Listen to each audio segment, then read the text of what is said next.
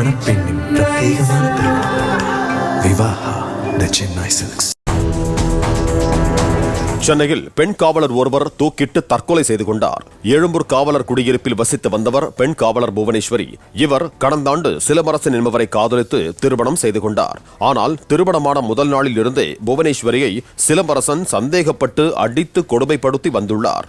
இந்த நிலையில் நேற்று இரவு மதுபோதையில் வீட்டுக்கு வந்த சிலம்பரசன் புவனேஸ்வரியை அடித்திருக்கிறார். பின்னர் இருவரும் தூங்கச் சென்றிருக்கிறார்கள். காலையில் எழுந்து பார்த்தபோது புவனேஸ்வரி வீட்டுக்குள் தூக்கிட்டு தற்கொலை செய்து கொண்டிருந்தார்.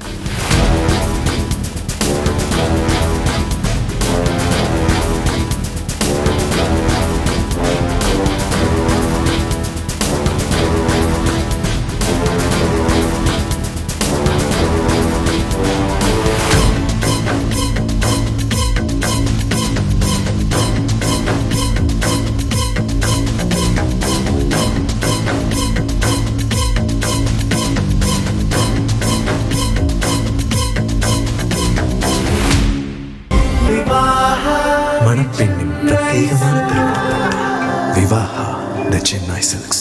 பிளே ஸ்டோர் மற்றும் ஆப் ஸ்டோரில் இருந்து பாலிமர் செயலியை QR கோடு மூலம் பதிவிறக்கம் செய்யுங்கள்.